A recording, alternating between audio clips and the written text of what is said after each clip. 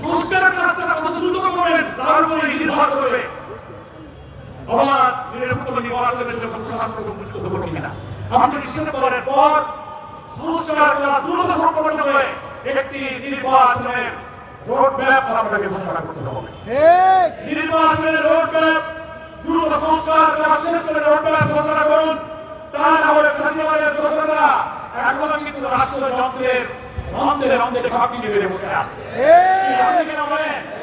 আমরা যখন সচিবালয়ে যাই DC SP YONO OC SI কোর্টের ডাইরেক্টরের কাছে ম্যাজিস্ট্রেট জজ জাস্টিস অনেকের সাথে কথা বলতে বোঝা যায় তাদের কথা থেকে ফ্যাসিবাদের গন্ধ বের হয় এখন।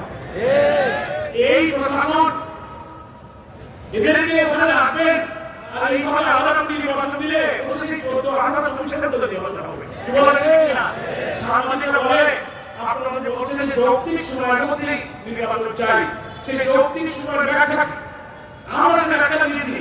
কোনো মাস 3 ঘন্টা আমরা বেঁধে দিচ্ছি না এই কারণে যে সংস্কারগুলো সুষ্ঠু নির্বাচনের জন্য প্রয়োজন হবে সেটা করতে কতটুকু সময় লাগবে। সরকারের যে জনমত রিফর্ম কমিশনগুলো তারা স্টেক হোল্ডার যারা পলিটিক্যাল পার্টি সিভিল সোসাইটি তারা চেয়েছেন পরামর্শ দিয়ে এই কাজটা করতে একটা সময় লাগবে, একটু সময় লাগবে। সেই সময়টা আমাদের দিতে হবে। তারপরে যখন রিফর্ম সংস্কারের কাজগুলো শেষ হয়ে যাবে তখন আমরাই বুঝতে পারবো যে এখন দেশের প্রশাসন পুলিশ সচিবালয় ডিসি এসপি ইউনো অবস্থায় এখন হয়েছে। এখন নির্বাচন দিলে আওয়ামী লীগ ছাত্রলীগ যুবলীগ আর পুলিশ লীগরা বাধা দেবে না, ভোট দেওয়া যাবে। এটা বুঝা যাবে। আমি উদাহরণ দিয়ে বলেছি মানুষের গায়ে যখন জ্বর হয়, জ্বরে আক্রান্ত হয় 102-3-4 জ্বর উঠে যায়, জ্বরের মাত্রা মাপার জন্য থার্মোমিটার লাগে না কত মানসিক জ্বর গা কাঁপছে। কিন্তু জ্বর যখন চলে যায় তখন অনেকে বলে যে দেখি তোর হাত ধরে দেখি থার্মোমিটার লাগবে না, জ্বর চলে গেলে হাত ধরলেও বোঝা যায় জ্বর আর নাই, তখন থার্মোমিটার লাগে না। তখন বলা যায় না তোর জ্বর নাই, কিন্তু গোসল কর ভাত খাওয়া। আমার কথা বুঝতে পারছেন তো? প্রশাসনের যন্ত্রের জ্বর যখন চলে যাবে আমার দেশের কোটি কোটি মানুষ আবার বৃদ্ধ বনিতা পেশাজীবী শ্রমিক মেহনতি জনতা মা বোনেরা বুঝবে যে না দেশের রাষ্ট্রযন্ত্রের গায়ে জ্বর ছিল, জ্বরটা কমে গেছে, এখন গোসল করে ভাত খাওয়া যায়। কিন্তু এটা না করে অনেকে নির্বাচনের জন্য ব্যস্ত হয়ে গেছে, তারা ভোট দাও। আরে ভাই এইসব দেখেছে যখন ভোট দেন তাহলে তো আবার সেই 14-18-24 দশা হবে। কি বলে ঠিক না? এজন্য সাংবাদিকদের আমি বলেছি যে এটা কোনো 3 ঘন্টা বেঁধে দেওয়া যায় না। আপনি যদি 4 বছর সময় নেন আর এই প্রশাসনের একদম যদি থাকে সংস্কার না হয় 4 বছর কিছু হবে না। আবার 6 মাস 8 মাস 1 বছর যদি সব সমস্যা শেষ করতে পারেন এটা 8 মাস 10 মাস বছর কিন্তু সংস্কার হয়ে যেতে পারে। এজন্য এটা মাস ঘন্টাচ্ছে নির্ভর করছে সিচুয়েশন পরিস্থিতি রাষ্ট্রের পরিবেশটা কেমন হবে। এটা 6 মাসও হতে পারে, বছরও লাগতে পারে, আবার হতে পারে 5 বছর হবে না। আমার কথা বুঝে আসছে? এই মেয়াদ দিয়ে বেশি ছটফট করার দরকার নাই। অন্তর্বর্তীকালীন সরকার নতুন ইলেকশন কমিশন গঠন করেছে। আমরা ইলেকশন কমিশন করব যত দ্রুত সম্ভব আপনারা নির্বাচনের প্রস্তুতি প্রশাসনের ভারসাম্য সম্পন্ন করুন।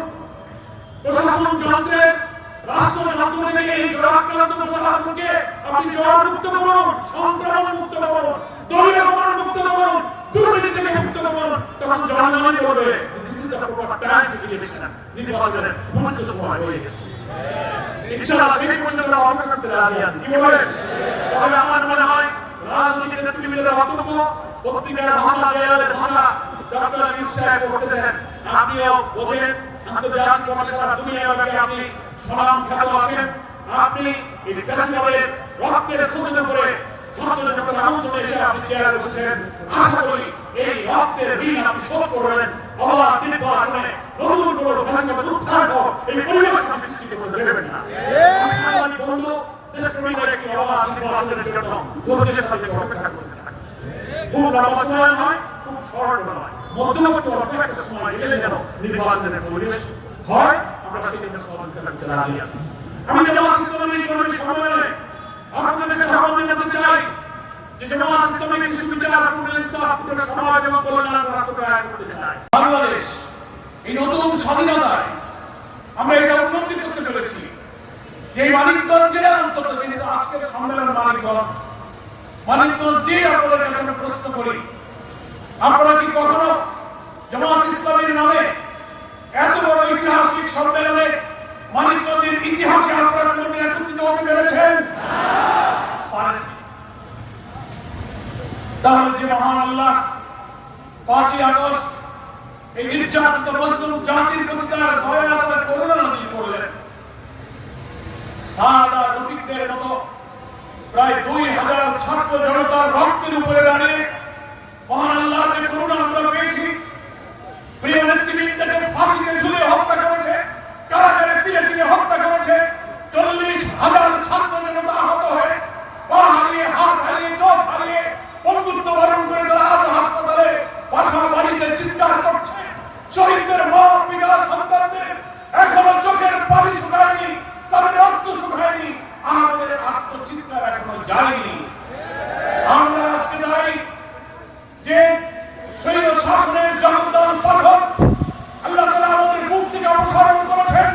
5ই আগস্ট এই আল্লাহর করুণা না পেলে এদের এত রক্ত ইসলামের আন্দোলনের দুর্গ করার জন্য যারা সময় রক্ত ঘাম দিয়েছেন, আজকের এই ঐতিহাসিক সম্মেলনের দৃশ্য দেখে আমরা আল্লাহর শুকরিয়ায় তাদের রূহের মাগফিরাত কামনা করছি।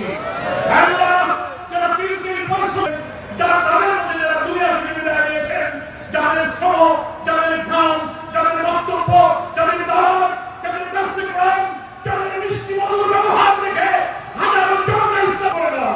আল্লাহ আমাদের তুমি জান্নাতুল ফেরদাউস নসিব করো। সংগ্রামী কবি ভাইরা, 17টি বছর বাংলাদেশের মানুষ একটি ইতিহাসের কারো যুগ, কারো অধ্যায় অতিক্রম করেছে। কি বলেন ঠিক না? আমাদের কোনো গণতান্ত্রিক অধিকার ছিল না, আমাদের অর্থনীতি, রাজনীতি সবকিছু লুটপাট করে, সিন্ডিকেট তৈরি করে শেখ হাসিনা সবকিছুকে লুটপাট করে দিয়েছে। প্রিয় ভাইরা, সংবিধান মানুষকে অধিকার দিয়েছে, বাংলাদেশের নাগরিক অধিকার, রাজনৈতিক অধিকার, ভোটাধিকার আমরা বাংলাদেশের মানুষ আমরা ভোট দিতে পারি। ভোট দিতে রওনা হয়েছেন আপনারা?